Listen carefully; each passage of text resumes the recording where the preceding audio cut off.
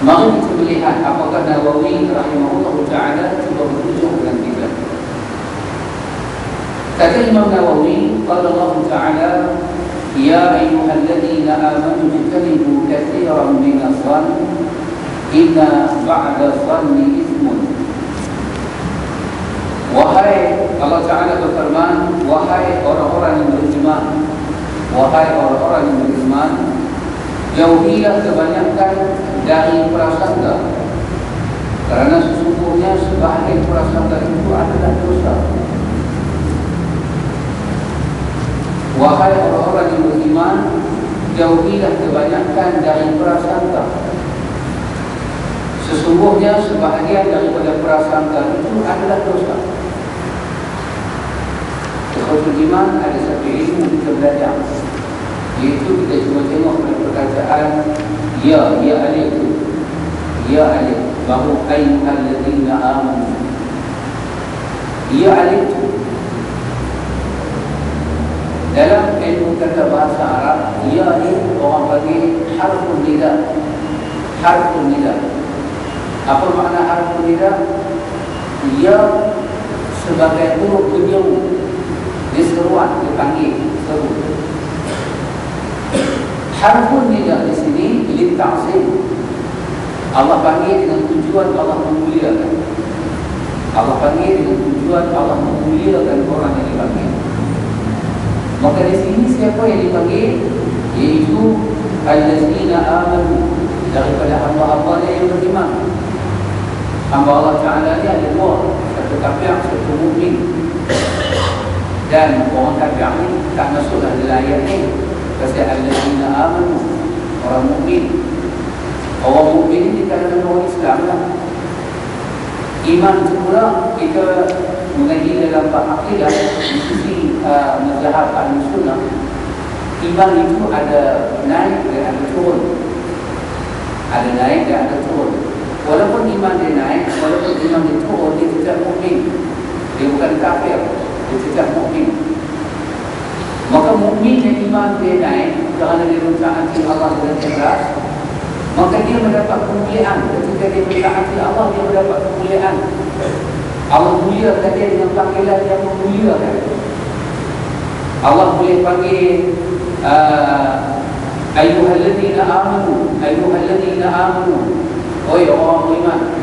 Tapi tak, Allah memuliakan, panggilan memuliakan. Kenapa Allah muliakan orang mukmin?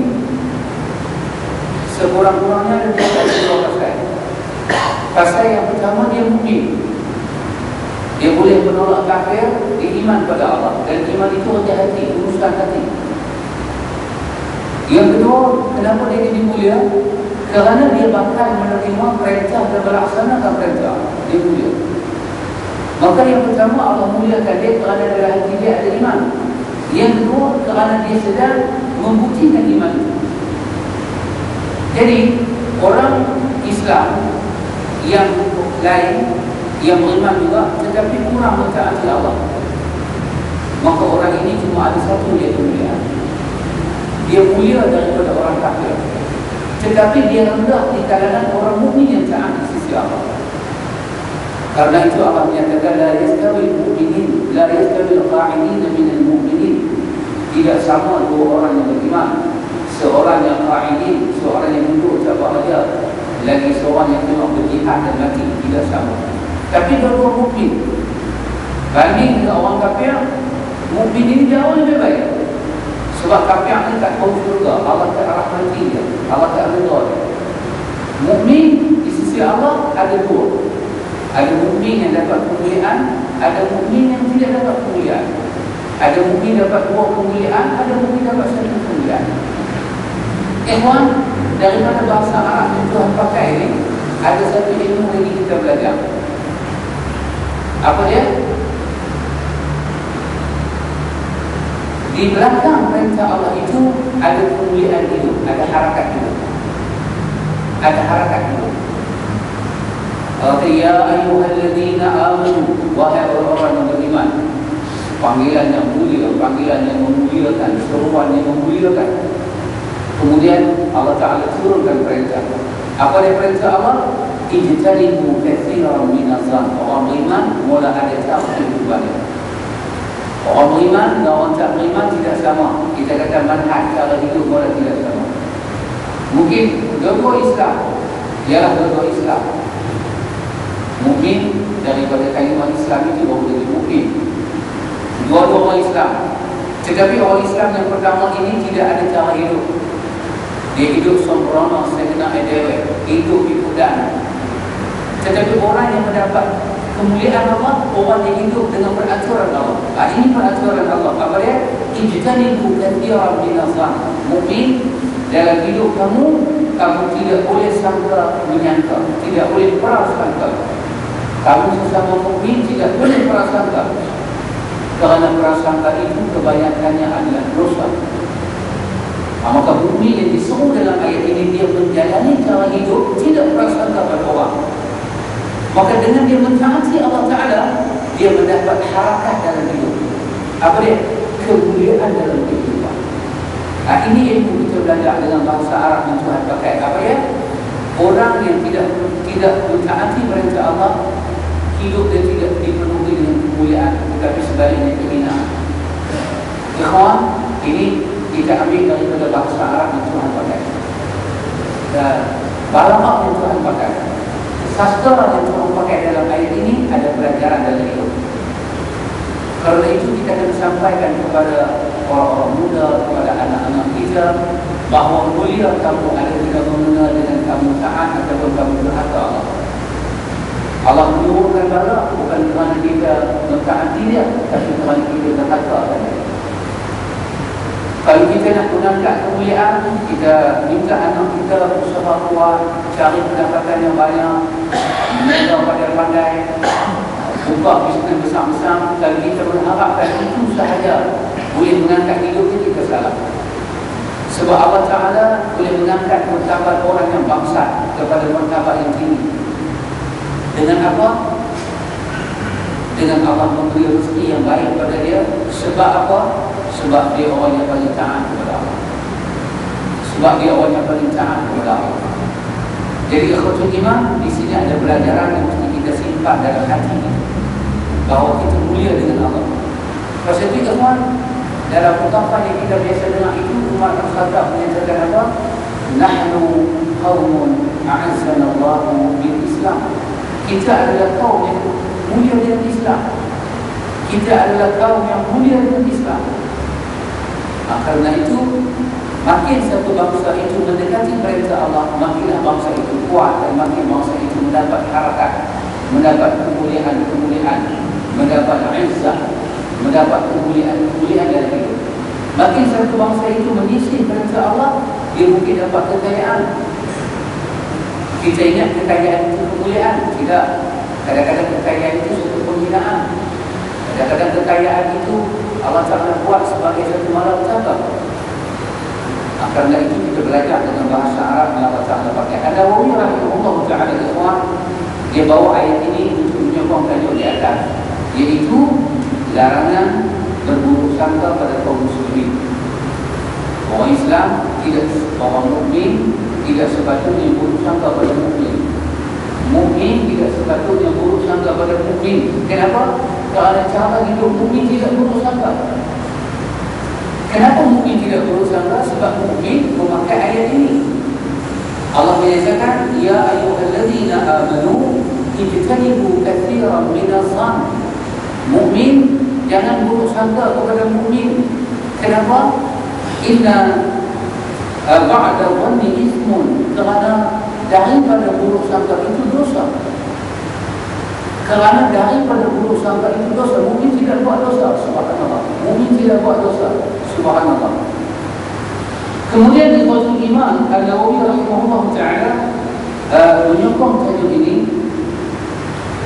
An-Nawawi menyokong tajuk ini dengan hadis wa'an Abi Hurairah radhiyallahu anhu anna Rasulullah sallallahu alaihi wasallam qala iyyakum waz-zann fa inna dhanna aktsarul hadis muttafaqun alaih. Diriwayatkan daripada Abu Hurairah radhiyallahu anhu bahwasanya Rasulullah sallallahu alaihi wasallam bersabda, Jauhilah oleh kalian, jauhilah oleh kamu sekalian berprasangka, kerana sesungguhnya prasangka itu adalah sedusta-dusta perbicaraan. Hadis Bukhari dan Muslim. Anda tengok hubungan hadis ini dengan ayat di atas. Yang ini nama dia tafsir riwayat. Hadis menguraikan makna ayat Quran. Ini adalah hubungan hadis dengan Al-Quran. Bila kita belajar tentang maqamul hadis di syariat Islami, kedudukan hadis di dalam Islam ini, kita akan dapati hadis itu sebagai mubayyin, dia memberi penjelasan kepada setiap makna Al-Quran. Memisahkan ayat Quran dan hadis akan menyebabkan kita salah faham ayat Quran. Hadis itu akan memberi penjelasan kepada makna ayat Al-Quran. Ayat Quran kita baca tadi, Allah Ta'ala kata, "Ijtanibu katsiran minadh-dhann." Jauhilah kebanyakan zon, prasangka. Apa itu prasangka, ikhwan? Prasangka ni kita bersiasat nak tahu buruk orang. Wahai kawan tu buruk tak buruk tak tahu lagi. Sebab kita bersiasat kalau kita dengar satu berita, satu berita daripada satu orang, yang orang itu pun bawa berita itu daripada orang lain. Maka kita bersiasat. Tujuan kita siasat, kita nak kenalkan kawan yang dituduh itu dengan tuduhan itu. Tujuan kita siasat bukan menegakkan keadilan. Kalau menegakkan keadilan, kita tak pakai prasangka. Itu adalah hukum. Tapi tujuan dia siasat, dia tak suka kawan tu. Dia nak bagi kawan tu terbalik dengan tuduhan tu. Maka dia siasat pula dengan cara yang cuba kau tahu. Ini nama dia tuan. Ini nama dia prasangka. Tak boleh, begitu tidak boleh. Satu orang yang dituduh, ada orang yang tuduh dia, dan kawan yang tuduh sanggup bersumpah, sanggup masuk dalam mahkamah, maka hakim kena bertindak adil. Hakim kena siasat dua-dua orang. Itu tidak masuk dalam ayat ini. Ini ayat kita berbicara tentang orang yang cerita buruk tentang dia berleluasa. Kemudian ada satu orang dengar cerita buruk tu, dia pergi siasat, dia pun dah tak suka pada kawan tu. Tujuan dia siasat, dia nak bagi kawan tu pada suka. Ini yang kita boleh tahu agama tak bagi kawan. Sebab apa? Sebab dalam hadis yang kita baca ini, Nabi kata, "Iyyakum wa-dhann," hati-hati kamu dengan perangai. Fa inna dhann, sesungguhnya perangai lagu ni, perangai macam ni, Nabi kata akan tabul hadis. Kamu terlibat dengan bohong daripada awal lagi. Kamu terlibat dengan bohong daripada awal lagi. Subhanallah. Subhanallah. Karena itu, seorang Muslim ikhwatul iman tidaklah dia ambil tahu benda-benda yang tidak ada kena-mena dengan dia. Kecuali kita jumpa di dalam hadis yang diriwayatkan daripada Imam Tirmidzi, Nabi menyebut kepada kita, "Min husni al-mar'i tarkuhu ma la ya'ni." Min husni al-mar'i tarkuhu ma la ya'ni. Daripada keelokan Islam satu orang, daripada perangai yang mengelokkan Islam satu orang. Kalau kawan tu boleh berperangai macam ni, eloklah Islam. Apa dia? Dia meninggalkan benda yang tak kena mengena. Benda yang tak kena mengena, dia tinggal. Kawan tu dituduh cara peribadi jahat dan kawan tu punya pasal. Daripada dia nak dengar, dia nak sebarkan, maka dia bawa ini dia ke satu tempat yang lain. Ini benda yang tak kena mengena.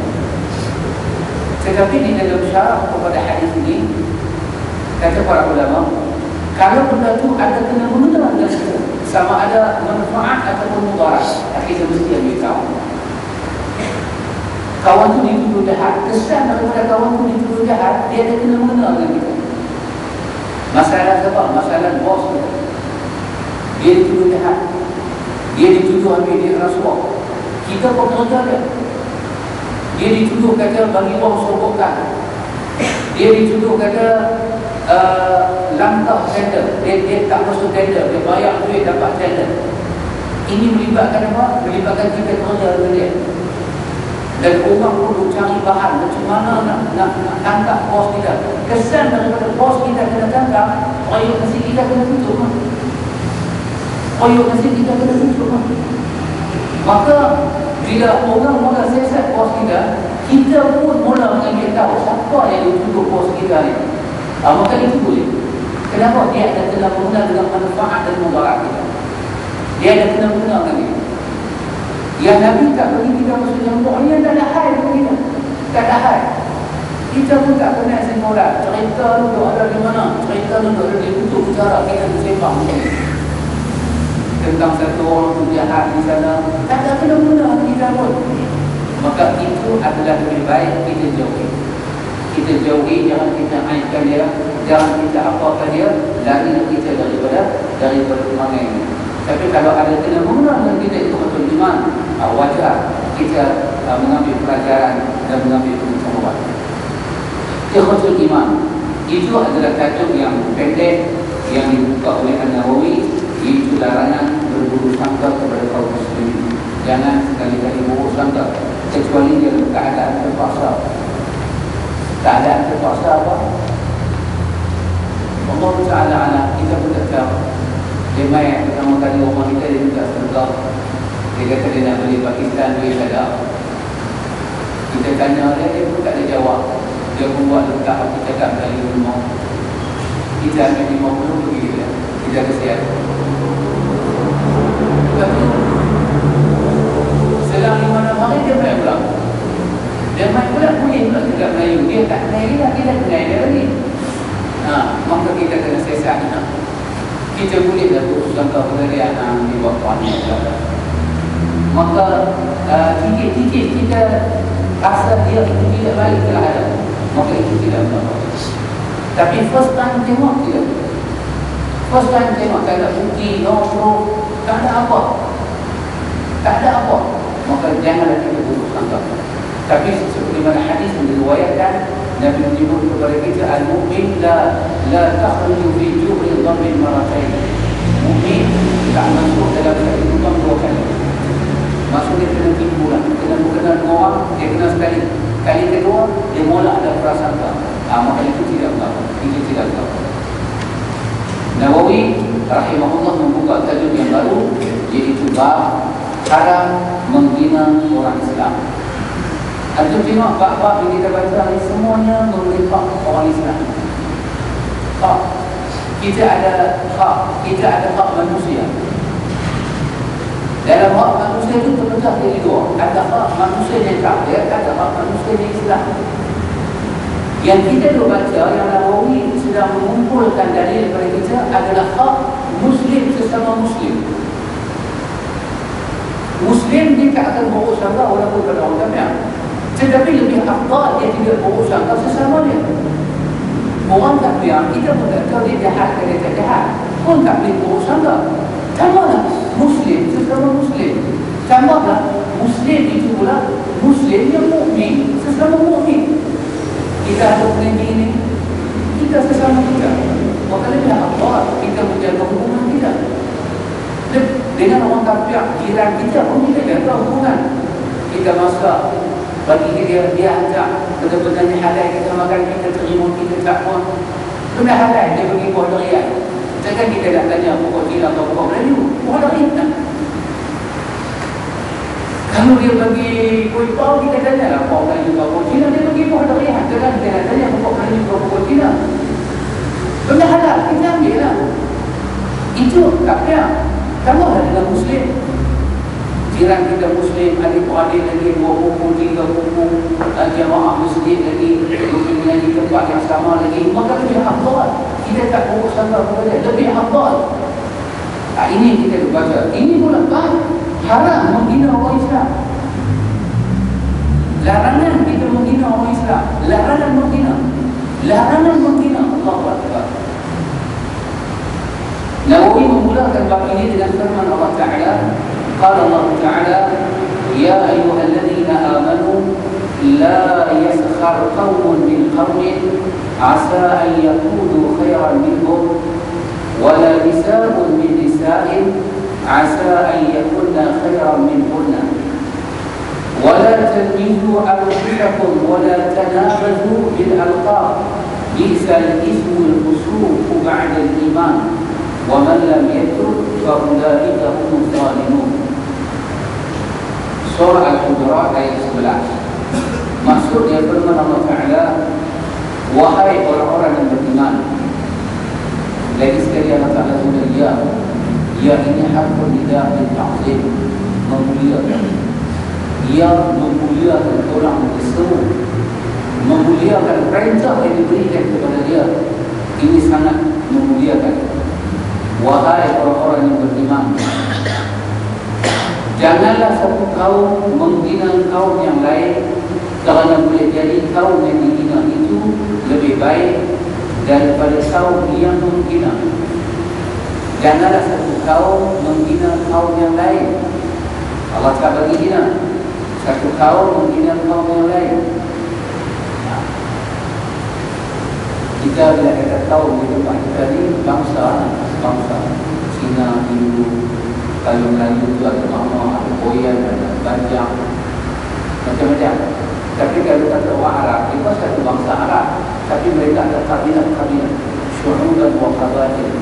Daripada kabinet-kabinet, daripada Bani Asad, daripada Bani Sulaim, daripada Bani Salama. Bani di antara Bani ini suka menghina satu sama lain. Keturunan Quraisy, keturunan Bani Hashim, keturunan Bani Abdul Muttalib, dengan keturunan yang lain, mereka menghina sesama mereka. Hina. Tapi mereka itu satu bangsa Arab juga. Bangsa Arab juga, orang Mekah juga. Tapi bila sebut nama keturunan ini, dia akan pandang rendah ataupun tinggi. Dia pandang rendah ataupun tinggi. Maka Allah Ta'ala turunkan ayat ini sebagai wa'iz dan mau'izah ketika itu. Ketika ayat itu turun, tak ada istilah Melayu dengan Cina, Mama dengan Boyan dengan Banyak saja. Sebab kata dulu yang bukan dalam ini masa itu. Ini cerita orang Arab. Maka kalau Arab itu satu Arab, daripada Yaman pun Arab, daripada Syam pun Arab, daripada Mekah pun Arab, daripada Madinah pun Arab, bahasanya Arab, bahasanya Arab. Cuma beza lahjah. Lahjah dia kan lorah. Lorah Saudi lain, lorah Jordan lain, lorah Yaman lain, lorah Syria lain, lorah saja. Pun demikian bila bangsa lain daripada Arab dengar mereka bercakap, semua akan kata mereka Arab. Mereka Arab. Daripada satu sudut seluruh dunia mengisytihar kata mereka satu bangsa. Tetapi di tengah-tengah bangsa yang satu itu ada kasta. Maka Allah Ta'ala menurunkan ayat ini, ayat adab ini, La yaskhar qawmun min qawmin. Janganlah satu puak menghina satu puak. Janganlah satu puak menghina satu puak. Asa an yakunu khairan minhum. Kerana dia rasa dia lebih baik daripada puak yang dia hina. Quraisy itu bangsa daripada Nabi, daripada Bani Hashim, daripada Bani Muttalib. Tapi satu hari dalam hadis diriwayatkan daripada Abi Sa'id Al-Khudri, hadis Imam Bukhari, Nabi Muhammad dekat Quraisy, Nabi kutuk Quraisy. Nabi kata, Allahumma alaika bil Quraisy, ya Allah kau laknatlah Quraisy ini. Ketika mereka buang pohon-pohon unta kepada Nabi, dia bertindak kaki ke tembok Nabi. Tujuh yang jahanam, 7 kepala yang jahat. Semua yang mati dalam perang Badar, bila Nabi bangun dengan doa, sampai malaikat kata kepada Nabi, sudahlah, berat ni kau minta dibawa sangat, nanti satu Mekah mati dakwah Islam tak ada tumbang. Maka Nabi Muhammad suruh, Allahumma alaika bil Quraisy, ya Allah aku serah Quraisy kepada kau kutukkan mereka. Subhanallah. Walaupun Nabi orang Arab, Nabi tak suka orang Arab, tapi Nabi tak boleh menerima orang Arab yang buat saling berdoa. Nabi tak boleh terima, Masya Allah. Nabi tak boleh terima. Bangsa Quraisy itu, bangsa yang mulia, sampai ada li'ila fi Quraisy, ila fihim rihlat asyidari wa swaid. Mulia dia bangsa Quraisy. Tapi bila Nabi tengok bangsa yang dikatakan mulia buat zalim, Nabi tak boleh terima. Nabi tak boleh terima kezaliman ada pada mana-mana bangsa. Sampai Nabi kata, Allahumma alaika bil Quraisy, kau kutuklah Quraisy ya Allah. Quraisy yang mana? Quraisy yang jahat. Quraisy yang jahat ni, oh subhanallah. Adapun Quraisy yang baik tidak masuk dalam doa. Maka Allah turunkan ayat ini pada Nabi, janganlah satu kaum menghina kaum yang lain. Sama-sama bangsa pun tak boleh tutup memutuh. Sama-sama kabilah, apa tak lagi luar bangsa, apa tak lagi luar bangsa, tak boleh tutup. Sebab apa? Inna ja'alnakum syu'uban wa qabaila lita'arafu. Bangsa-bangsa ini semua Tuhan buat nak menunjuk kebesaran Allah, kemampuan Allah, keagungan Allah, dan untuk lita'arafu, kamu berkenal-kenal, bukan untuk tutup memutuh. Nak kata jahat, setiap orang Melayu kata apa? Dalam sedaran pisang tu, yang satu tu jadi mangkang juga. Kita ubah Melayu punya perkataan dalam banyak-banyak kuliah ni seorang yang pilihnya juga. Itu maksud. Jadi nak cari yang buruk ni, tak mana ada. Tak mana ada. Jadi kerana itu yang buruk itu tidak boleh dijadikan nilai menghukum yang tidak buruk. Kadang-kadang bapa minum arak, mak pun teruk. Kita tahu lah anak perempuan dia bangsa apa nak masuk minat. Tapi dalam banyak-banyak anak perempuan dia ada semua begitu. Hak ni semua jadi GRO. Ada semua begitu. Takkan kita nak kata nama dia begitu. Tak boleh. Yang baik adalah baik. Yang baik adalah baik. Walaupun dia lahir di tengah-tengah yang tidak baik, baik adalah baik. Maka Allah tak benarkan menghina. Hina tak boleh. Tak boleh hina orang. Tak boleh hina. Maka Allah Ta'ala katakan, wala nisa'un min nisa'in, dan jangan pula sekelompok wanita menghina kelompok wanita yang lain, kerana boleh jadi kelompok yang dihina itu lebih baik daripada kelompok yang menghina. Subhanallah. Allah sebut kalimah wanita sebab ada cerita daripada Aisyah radhiyallahu anha. Jangan Nabi kata jangan menghina. Jangan wanita itu menghina wanita yang lain. Boleh jadi wanita yang kena hina itu luar pengetahuan kita. Dia ada kebaikan di sisi Allah. Jangan kamu sekalian mencela dirimu sendiri. Bukan kata hina orang, untuk dalam anak diri sendiri pun tak boleh. Subhanallah. Dalam bab doa Nabi kata apa? Nabi kata janganlah kamu minta pada orang sampai kamu lupa minta pada diri kamu. Jangan. Salah, Allah akan terima doa itu. Kita kata, ya Allah, kau sebut dalam Nabi Allah itu walaupun aku terkorban. Oh, tidak boleh begitu. Tidak boleh doa begitu. Kita nak korban diri kita, tak boleh. Kita kena minta afiat pada orang sakit dan afiat pada kita. Sebab kita tak boleh korban diri kita. Malaikat kita boleh korban diri kita untuk Allah. Sabilillah. Ya Allah, ambil nyawa aku, hamba tidak ke kawan yang sakit ini. Tak boleh, nyawa itu hak Tuhan. Wala taqtulu anfusakum. Jangan kamu bunuh diri kamu. Bukan kata bunuh. Wala tulqu aydikum ila tahlukah. Kamu campak diri kamu dalam benda binasa pun tak boleh. Kerana diri kamu kepunyaan Tuhan. Milik Allah Ta'ala. Allah memiliki kamu. Tak boleh. Pasal itu Allah ajak kita doa, Rabbi ighfirli wa liwalidayya. Rabbi ighfirli wa liwalidayya. Ya Allah, ampun dosa aku dan dosa mak bapak aku. Aku dulu mak bapak aku. Subhanallah. Ya Allah, ampunlah dosa mak bapak aku. Aku hendak ampun dosa mak. Tak boleh. Tuhan tak akan terima doa. Maka jangan mengutuk diri sendiri pasal kita kepunyaan Tuhan. Saudara, janganlah kamu sekalian memanggil dengan gelaran-gelaran yang buruk. Seburuk-buruk panggilan ialah fasik sesudah iman. Barang siapa yang tidak bertaubat, maka mereka itulah orang yang zalim. Dan jangan bagi gelaran yang busuk, gelaran yang fasik, gelaran yang tak elok, gelaran yang gila-gila punya. Kampung saya ada satu gelaran, orang bagi dia mak kapiak. Jadi begitu kutu utara pun tak cukup. Mak kapiak. Mak Gresik, okey lah. Dekat Gresik di mak kapiak pun. Subhanallah. Jangan dulu. Tidak. Kawan yang dapat gelaran yang buruk, dia tidak boleh reda dengan gelaran. Dia mesti membuat kebetulan. Jangan panggil itu gelaran.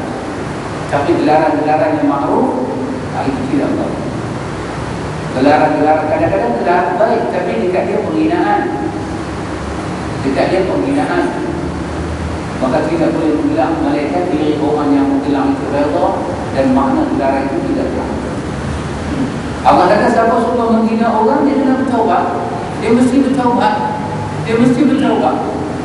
Siapa yang menghina orang, menghina diri sendiri, memujuk orang, memberi gelaran tak elok pada orang, dia kena bertaubat. Kalau dia tidak bertaubat, dia itulah orang yang zalim. Wa man lam yatub, kalau dia tidak bertaubat, fa ulaika humuz zalimun. Dia adalah orang yang zalim. Dia adalah orang yang sangat zalim di sisi Allah. An-Nawawi rahimahullah ta'ala bahawa ayat ini menyokong tajuk di atas haramnya menghina orang Islam. Tak boleh hina, jangan hina orang. Nawawi bawa dari satu ayat Quran, wa qala ta'ala wailun likulli humazatin lumazah.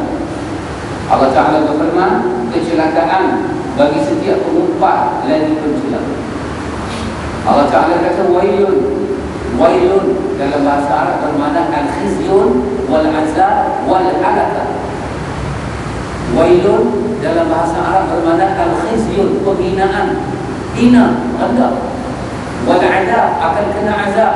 Wal-halakah, akan dapat kebinasaan, kesengsaraan. Maka Allah mulakan ayat ini, wailun, pasti akan dihina.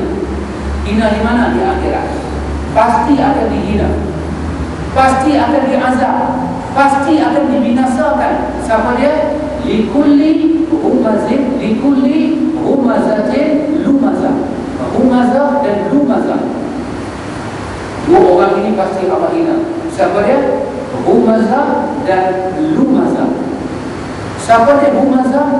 Humazah ni kata para ulama, dia hina orang bil jawarih, dengan perbuatan. Humazah, dia hina orang dengan perbuatan, dengan dia edit dengan mulut. Dia kata tu pendek tu ayah. Dia buat tangan lagi tu. Tak pandai nak TikTok, dia kata tak pandai. Dia buat dengan tangan. Dan kawan yang dengar itu sangat menghinakan. Kawan yang dengar itu sangat menghinakan. Maka ni nama dia humazah bil jawarih. Dia menghina dengan perbuatan. Dia mengejek-ejek kawan yang cacat dengan perbuatannya. Subhanallah, subhanallah. Ini kata Allah, orang ini pasti kami azab di hari akhirat. Dan lumazah, lumazah ni apa dia? Bil lisan, mengumpat dengan lidah, hina dengan lidah, kutuk dengan lidah. Oh subhanallah. Tetapi humazah dan lumazah ini, seluruh perbuatan yang menghina luar dan dalam, zahir dan batin, masuk di dalam. Kadang-kadang senang saja hina dengan tulisan. Mulut tak cakap, memang muka cakap, penulis je. Penulis menjatuhkan aib pribadi orang. Aib pribadi, aib pribadi, pribadi orang. Orang tak tahu. Yalah, kita punya latar belakang siapa tahu. Kita tahu. Tiba-tiba panggil Masyarakat, panggil Masyarakat. Allah dia tengok ni betul tak, dia macam kenal, macam kenal. Dia punya mata fikir nak bagi timbul otak ingatan tentang mana pun jumpa ustaz ni.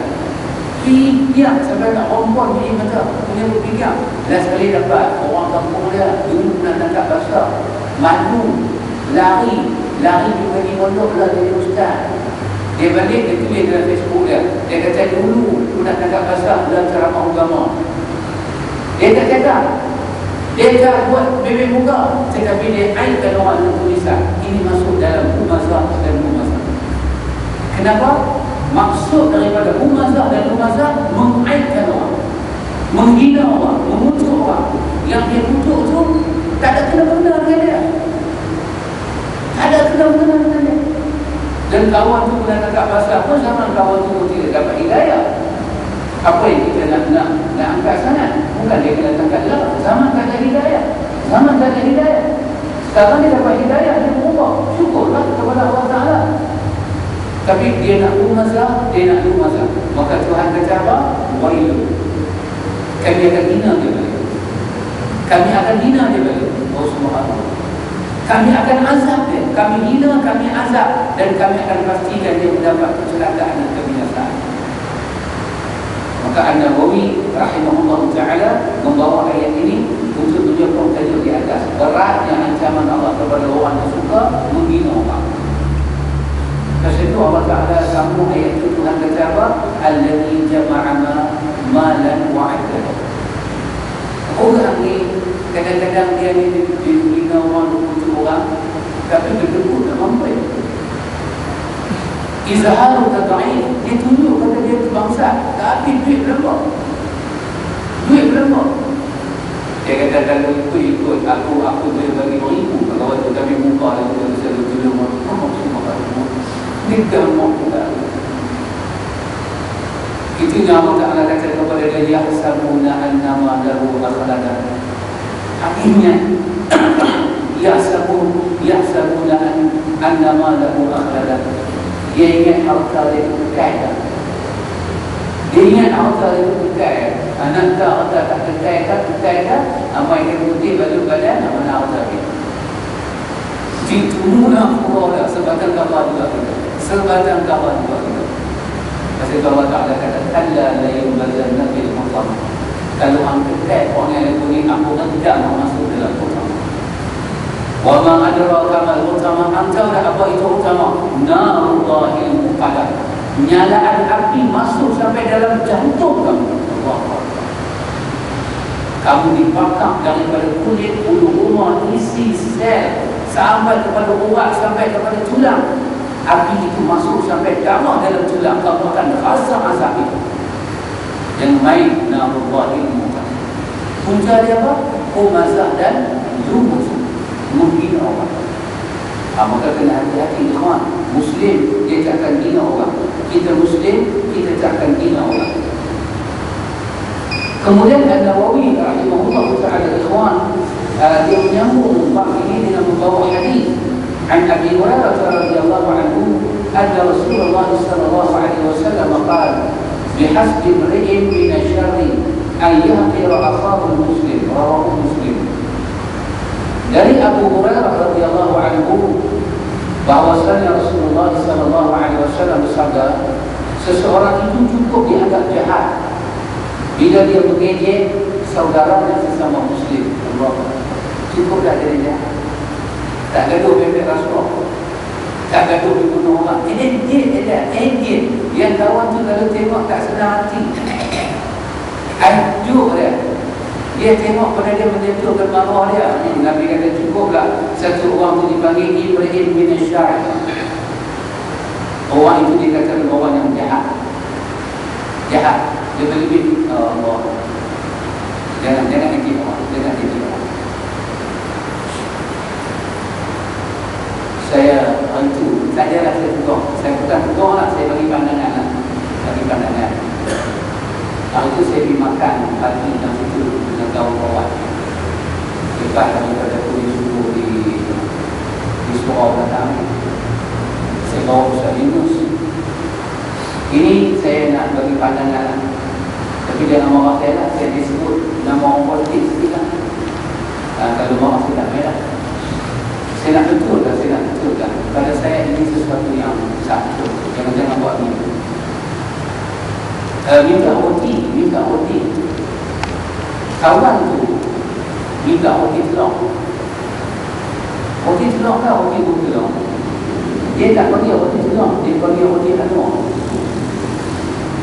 OT tak tolong, dia bagi OT nanti. Kawan tolong. OT kanan dan tolong, tak ada kena mengena dengan dua tokoh politik. Kalau kita tak suka dekat Dato' Najib, dia tak ada kena mengena dengan OT tak ada tolong. Kalau kita sayang Dato' Anwar Ibrahim, tak ada kena mengena dengan OT kanan dan tolong.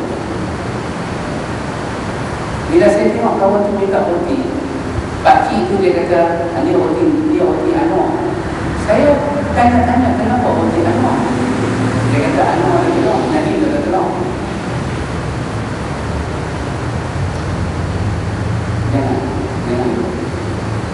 Jangan merendahkan marah kita. Jangan. Sebab apa? Dia cakap lagu tu, kawan di belakang terjawab, dia tak sedar saya dengar. Kawan saya di belakang kanan, kawan tu jawab. Tapi kalau parti tu dia dengar kawan tu jawab, boleh tunggu. Anda nak dengar kawan tu jawab apa? Nak dengar? Bersedia nak dengar? Apa kawan tu jawab? Masa saya duduk sebelah, kawan tu kata, kalau roti nanti tak ada telur, tapi kalau roti Anwar kena pun telur depan belakang.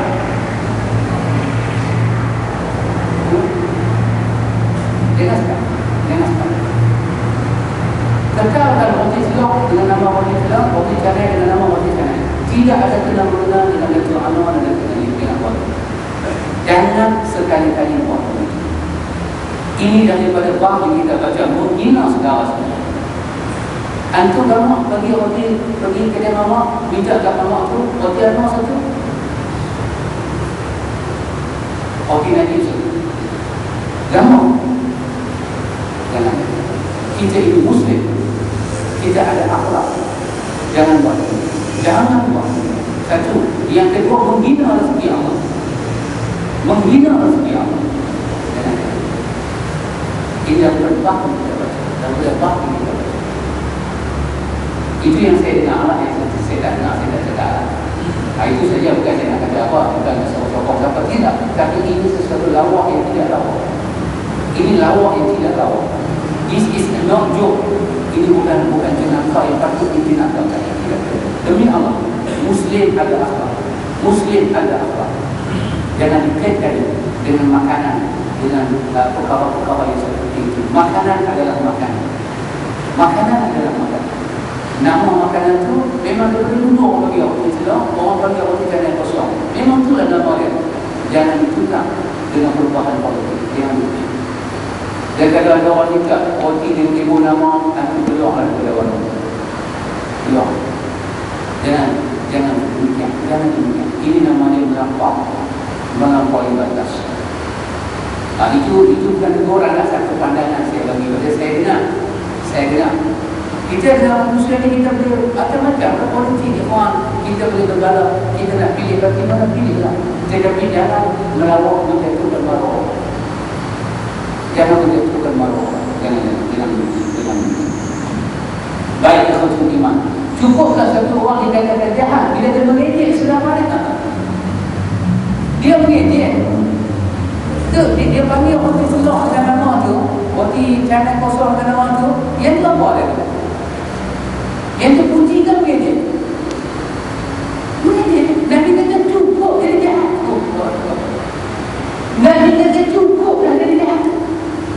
Kalau Nabi kata kita jadi jahat, demi Allah kita jahat di sisi Allah. Walaupun kita baru nak boleh sembuh, kita jahat di sisi Allah. Nabi kata cukup orang kita jadi jahat. Kalau apa? Kalau dia mengejek saudara Allah. Lebih-lebih dia cakap itu dengan tidak mengedek. Dia kata saya bukan mengedek, saya bermaksud. Ini dosa yang dia kena jumpa Tuhan dan dia kena jemaah. Tentu tak. Orang yang dia kata tu, orang pun tak pernah kenal dia, dan orang tu pun tak pernah kata kat dia. Dia cuma dah kata ke orang tu. Ini orang yang tak kenal. Allahu Akbar. Wa Ibn Mas'ud radhiyallahu anhu qala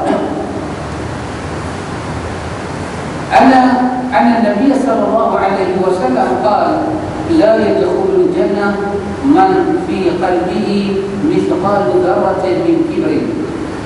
فقال رجل إن الرجل يحب أن يكون ثوبه حسنا ونعله حسنا. فقال إن الله جميل يحب الجمال الكبر بطر الحق وغمط الناس. رواه مسلم. Dari Ibnu Mas'ud radhiyallahu anhu, dari Ibnu Mas'ud radhiyallahu anhu, dari Nabi sallallahu alaihi wasallam, beliau bersabda, tidak akan masuk syurga orang yang di dalam hatinya ada sifat sombong, walaupun hanya sebesar zarah, yakni sebesar atom. Tak masuk syurga orang yang dalam hati dia ada sebesar zarah. Zarah ni punya kecil, nak tengok dengan mata kita nampak.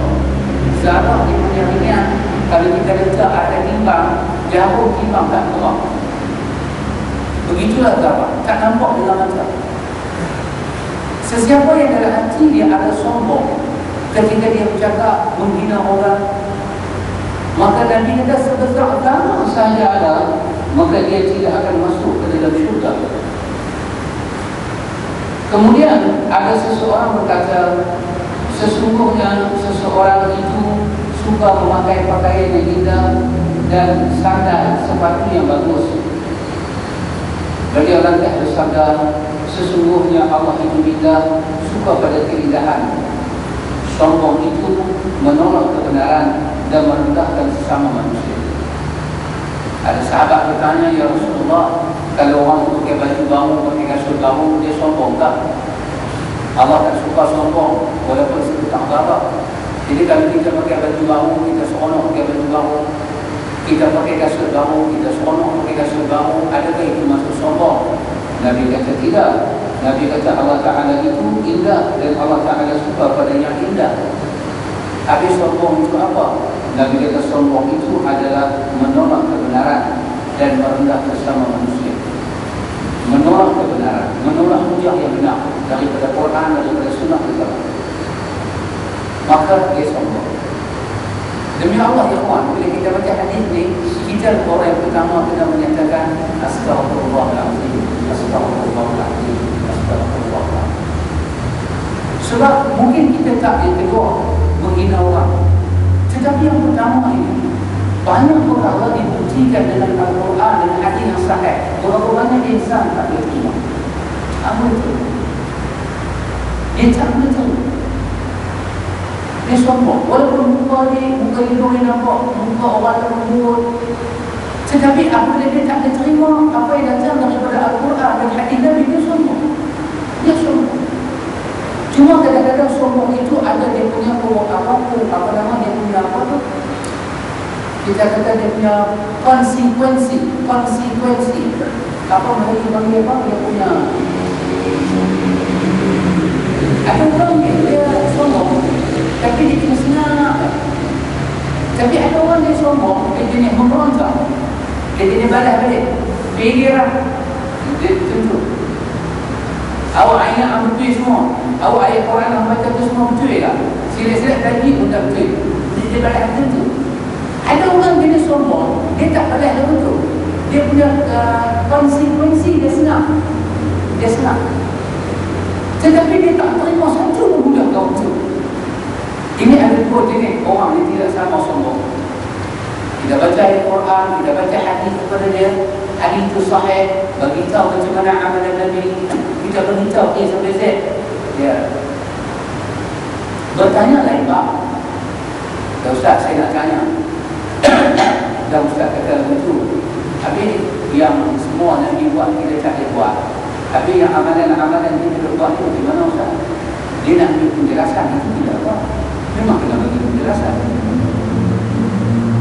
Tetapi dah beri penjelasan, dia pun faham. Dia pun dah dengar. Dia kata minta maaf, tak boleh terima. Tak boleh terima dekat ni apa pun kita tak buat. Dia sombong. Dia ni kita nak datang mulut apa? Ni apa? Apa ni dekat kita? Ma'adiklah muharram. Kita berkali-kali kita berteriak sama-sama. Teriak.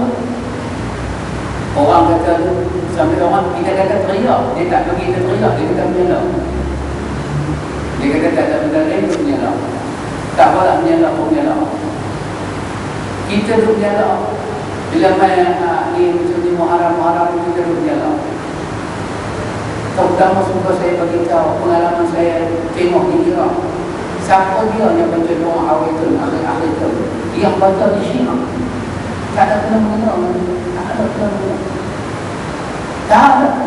Doa awitul akhir tu ni yang baca Syiah. Syiah ni pula Syiah ada Sufi Ismailiyah. Syiah kita panggil sebagai apa nama? Kalau yang kini ni sampai tolak para sahabat dia orang tu. Dia pun suka sangat segala satu Muharram dan 10 Muharram itu adalah hari mereka bersedia untuk menghidupkan masjid di Karbala, Masjid Ali Jan. di Karbala. Di Karbala tu mesti Aliyah tu ada Kaabah dia punya besar. Saya ingat sebesar tempat muslimat dulu. Sebesar itu Kaabah dia tinggi naik ke atas. Lebih kurang dalam 12 kaki dan 15 kaki dah naik ke atas. Lebih tinggi daripada Kaabah Ibrahim yang kita ada di sana. Dia Kaabah, dia semayang. Maka dia akan mencantikkan Kaabah tu bila masuk satu Muharram. Satu Muharram dia tunggu sekarang. Besar tak ada peristiwa satu Muharram pada 10 Muharram. Dia akan bunuh unta. Dia bukan sebelah, dia bunuh unta. Dia panah unta. Dia tinggal unta dengan besar. Dia kata kita akan bunuh semua orang yang belok dengan keluarga Rasulullah. Dalam rumah Nabi dia kata ada duri dalam daging. Dalam rumah Nabi itu ada orang jahat. Siapa dia orang dimaksud dengan jahat? Aisyah radhiyallahu anha. Aisyah tu isteri Nabi. Dia kata jahat. Maka dia menantikan satu Muharram untuk datang kepada 10 Muharram untuk meraihkan peristiwa Karbala. Najaf dengan Karbala ini dua tanah suci kepada orang Syiah. Bumi ini akan meriah dengan lampu-lampu dan 9 dan 10 akan meriah dengan damah-damah yang mencik ke langit dan jatuh kepada mereka.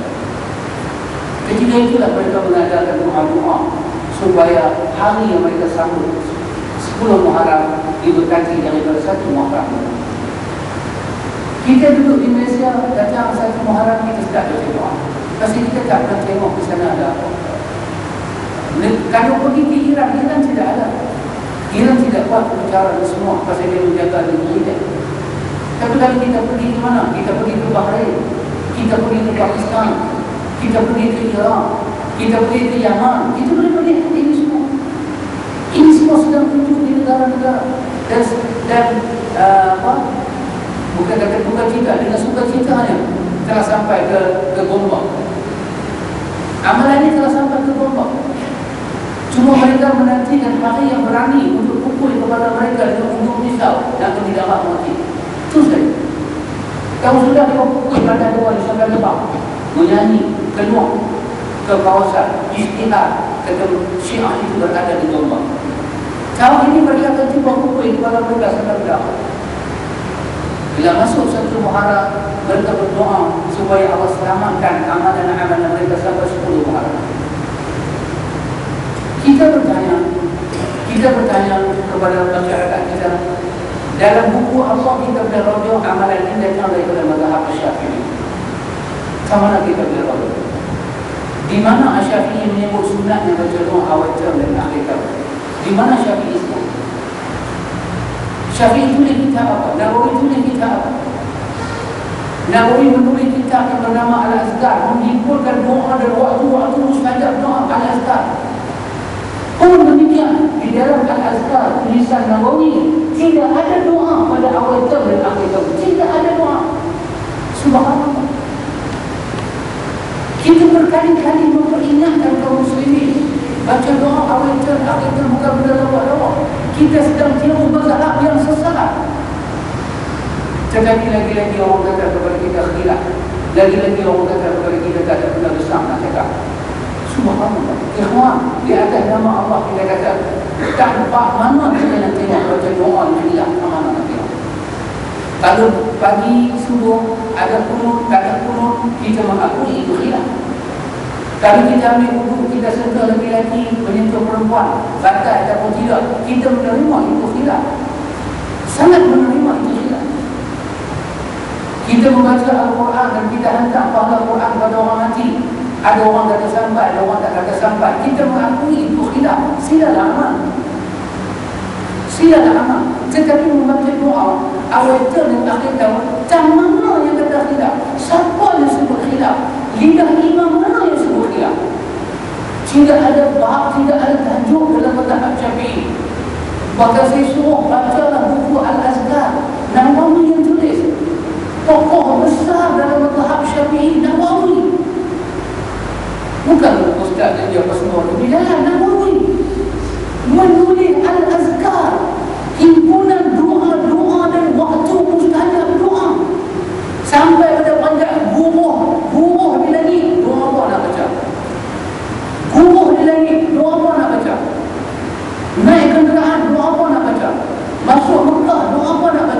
Tengok Kaabah, doa apa nak baca? Masuk tandas, keluar tandas, doa apa nak baca? Begitu memenuhi kitab ini dengan bab doa dan waktu mustajab doa.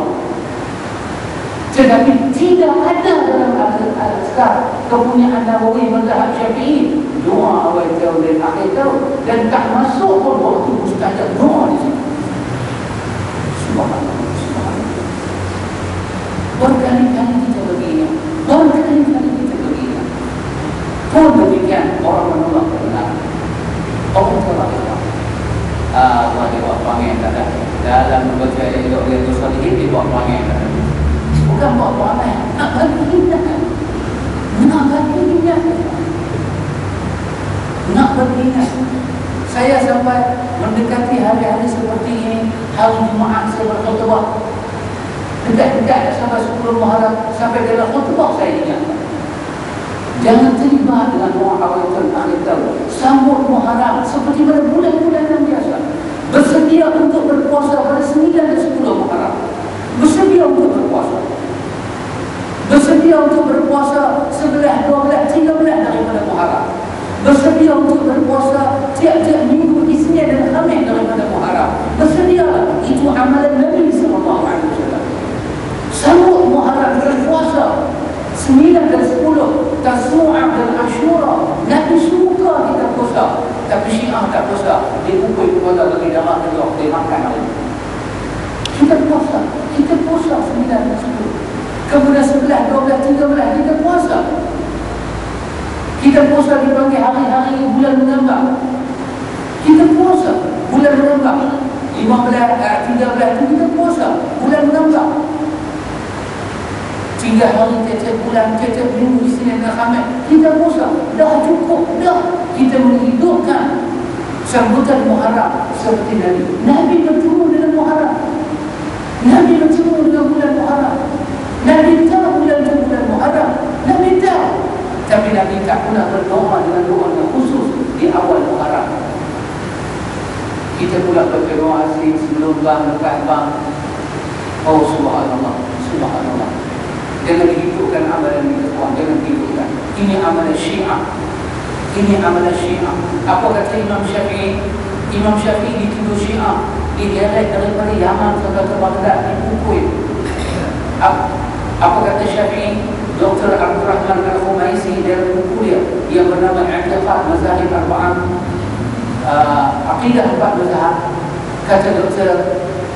Abdul Rahman Al-Khumaisi, Imam Syafi'i menulis dalam buku dia, sesiapa yang sembahyang di belakang Syiah, dia kena qada seluruh sembahyang. Kerana Allah tidak akan terima sembahyang mereka. Mereka telah mengkafirkan isteri-isteri Nabi.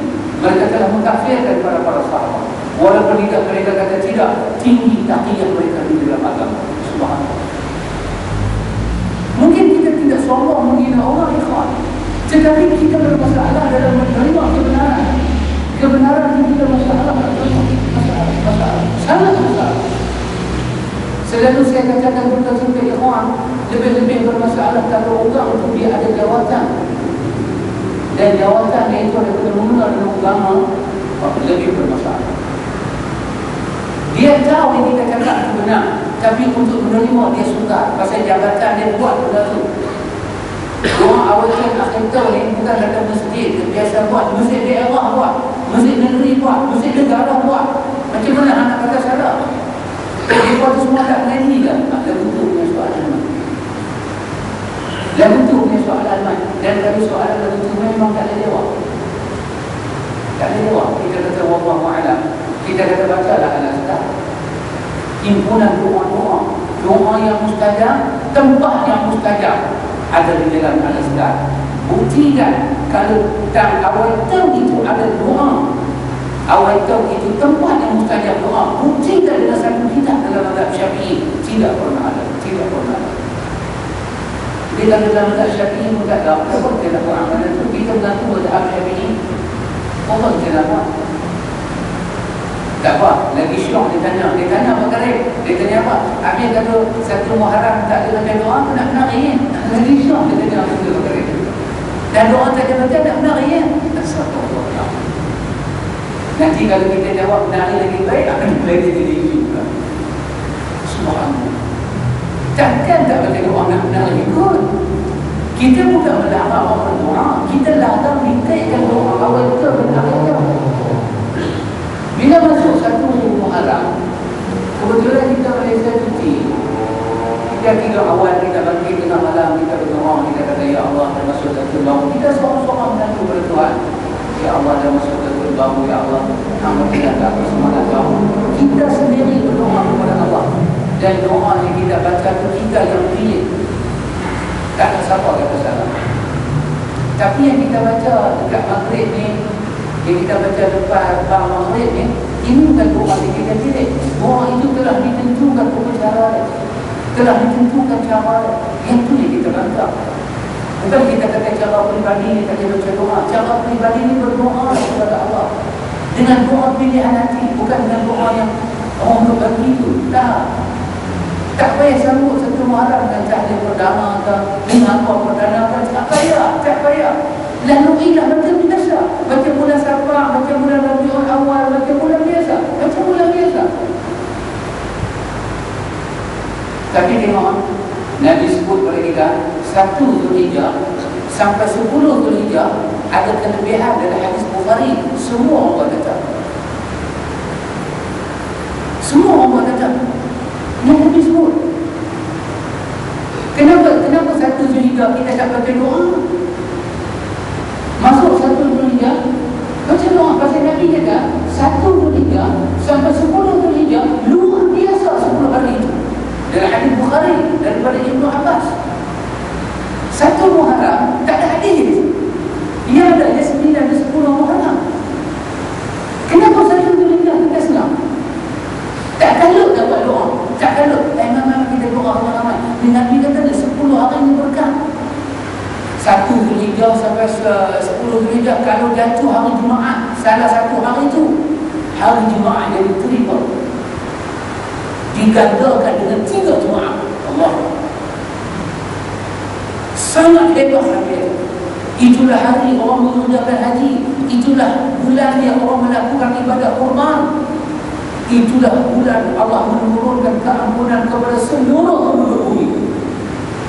Sampai Ibnu Hajar dalam Fathul Bari menyatakan tidak ada dalam senarai bulan-bulan ini yang boleh memotong kelebihan 1 hingga sampai 10. Sampai orang ulama ambil perbahasan 10 Ramadan yang terakhir dengan 10 hari yang awal daripada bulan Zulhijjah, yang mana lebih apa? Tidak mengherankan kalau ulama kata 10 Zulhijjah, 1 sampai 10 Zulhijjah lebih apa? Subhanallah.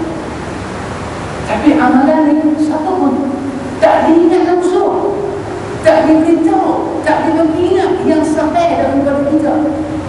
Asy-Syafi'i membuka bab, Nawawi membuka bab kelebihan 10 hari awal daripada Zulhijjah. Ini ulama Syafi'i buka bab. Orang tak pandang bab tu. Yang orang yang mazhab tak buka bab, yang itu kita boleh cek doa yang ni. Allah. Dia kata iman. Tak dia sekarang banyak, nanti banyak cakap banyak salah.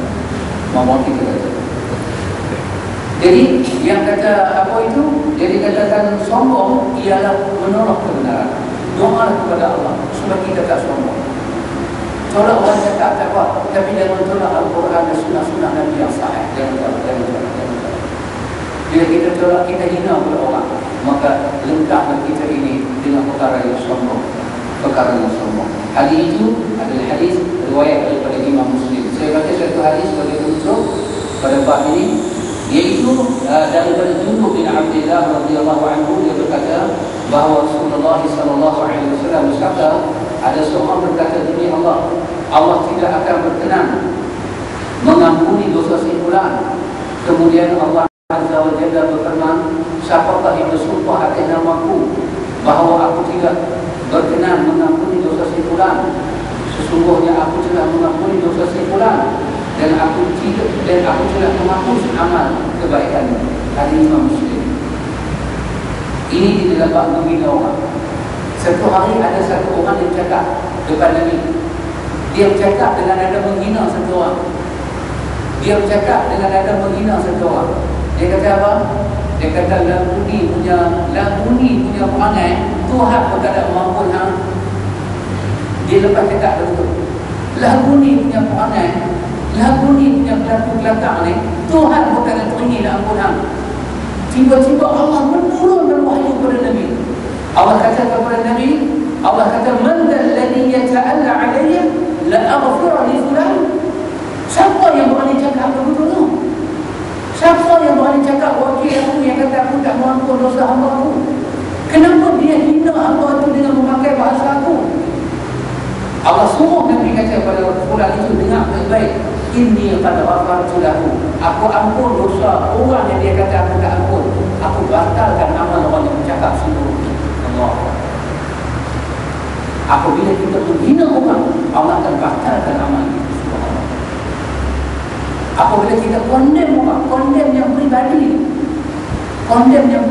pribadi punya salah, bukan salah yang kait dengan hidup dan mati kita, pribadi kita tak. Allah orang kata tu besar rumah tu dia lagi atas tangga tu besar rumah tu, dapat dia menang kita. Kita tak respon pada rumah dia dah pilih ni.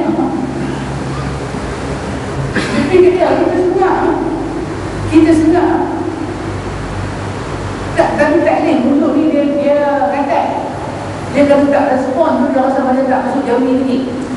Dia nak kena respon juga. Aku tak tahu lah tu semayang dalam rumah tu Tuhan terima apa Tuhan tak terima. Allah jawab kita tak kena. Aku terima semayang kawan tu. Aku buang semayang. Allah. Tetapi kalau sesuatu orang bercakap tentang ada kena-mengena dengan kita, kita mesti respon. Mudarat kita memanfaatkan, mesti respon. Dan masjid ada pengurusi, ada bendahari, ada semua. Duit masjid pula banyak, 1.5 juta. Duit masjid mana terselah, masjid Pasir 2 Bukit. Duit masjid 1.5 juta. Tiba-tiba dengan kehendak Allah, bendahari pergi juga mereka pakai remi baru. Orang cakap, orang kata tengok di masjid 1.5 juta bendahari, jadi bendahari juga mereka baru. Ini ada kena-mengena dengan pengurusi. Ini ada kena-mengena dengan AJK. Pasal apa? Pasal akan dituduh puncak amanah. Maka pengurusi kena komen. Dah, memang dia masjid 1.5 juta, tapi dia beli kereta tu anak dia beli, tak ada kena-mengena dengan dia beli masjid. Anak tengok akaun masjid kan? Kita kena bela. Kenapa? Ini ada kena-mengena dengan maruah kita. Kita kena cakap. Mesti kita kena cakap. Itu tidak masuk kita menghina orang, tidak masuk. Menghina kita ada kena-mengena kita. Tak jawab pun tak buat. Tak ada kena-mengena kita. Mai orang celok bagi orang tiada. Apa kena-mengena kita? Tak ada kena-mengena. Tak ada kena-mengena kita. Kenapa kita nak respon? Kenapa kita nak kata macam tu? Tak ada kena-mengena. Yang ada kena-mengena kita jawab. Kita nak dengar penjelasan. Yang tak ada kena-mengena. Min husnil mar'i al-mar'u tarkuhu ma la ya'ni. Elok kita jawab benda tak ada kena-mengena. Ya, macam dalam dunia ni pemimpin negara dituduh khianat. Itu ada kena-mengena dengan kita. Jadi kita kena ambil tahu. Pasal apa? Kalau jadi apa-apa dalam negara kita ni, khianat susah rakyat jelata. Itu kita boleh ambil tahu. Ambil tahu yang bermanfaat. Ambil tahu dengan nada nak ambil tahu. Mesti ambil tahu. Kita boleh tanya. Kita ada datuk, betul ke datuk ambil duit negara ni dibuat rumah beli tanah, betul ke datuk? Dia kena jawab. Sebab yang tu bukan duit dia, yang tu duit negara dia jaga. Kita boleh tanya. Dan tanya yang tidak berjadikan marah. Dan dia kena jawab. Dia tak boleh sembunyi-sembunyi. Saya tak boleh jawab. Nanti saya jawab susah. Kena jawab. Itu ada kena-mengena. Yang tak ada kena-mengena ni, lepaskan diri. Ikhwatul iman, insya-Allah diberi umur yang panjang, masa kita akan masuk tajuk yang baru, iaitu larangan memperlihatkan kegembiraan atas susahnya menimpa seorang Islam. Malam ini kita baca dua tajuk. Tajuk yang pertama, tak boleh buruk sangka pada orang Islam dan tak boleh menghina orang Islam. Tajuk yang akan datang, tidak boleh seronok kalau orang Islam dia susah. Tak boleh seronok. Tapi nak buat kena kita seronok. Pasal Dia faham kata dia betul-betul untuk hospital. Kita duduk kita alhamdulillah. Kata 2 minggu tu boleh tu. Terseronok. Boleh tak kita terseronok bila tengok orang Islam susah, ditimpa musibah. Kita akan tengok tajuk tu. Dan kita akan masuk lagi satu tajuk, haram kita menghina keturunan orang. Haram kita menghina keturunan orang. Tak boleh hina keturunan orang. Tak boleh hina keturunan orang. Ini keturunan bunuh betul lah mama kata. Tak boleh. Tak boleh. Kita akan tengok adab demi adab yang diajar oleh Nabi sallallahu alaihi wasallam. Wallahu a'lam.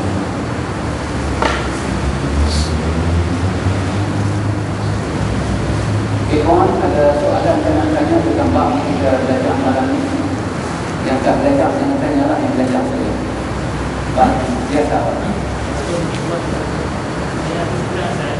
Ada had dalam Islam yang boleh kita Islam kata kalau kita dalam politik banyak orang kata, tapi dalam bidang agama tadi berbeza tengok dalam ustaz juga kan. Hari ustaz dalam bidang agama mengatakan semua ustaz lah ada sebab yang bagi contoh sikit. Saya ni tak bagi contoh orang faham. Contoh macam kata anjing kan. Jadi dia kiaskan Al-Quran sebut jadi disebut anjing. Boleh tak kita sebut? Wallahu ta'ala alam. Allah yang maha mengetahui. Ustaz kata ada tak dalam Islam ni hak kita boleh sama ada kita membela atau kita menyerang, bahasa tu lebih senang. Kita membela hujah kita atau kita menyerang hujah orang. Ada tak hak itu? Wallahu ta'ala alam. Tuan, yang saya tidak tahu lebih banyak daripada yang saya tahu, kita belajar dalam ilmu mustalahul hadis. Para ulama banyak mengkritik di kalangan para ulama dalam masalah hadis. Apabila satu hadis itu diangkat oleh satu orang, dikatakan hadis, maka para ulama akan tanya, samu dan mujarrad, terangkan kepada kami bagaimana kamu boleh kata itu hadis, rijal dia.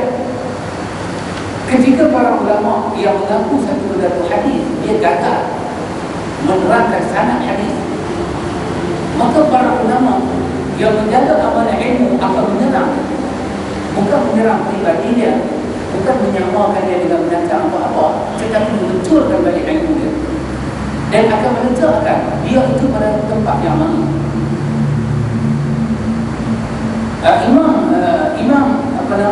Imam As-Suyuti mengarang satu buku yang bernama Tadribul Rawi, berkenaan dengan rawi-rawi.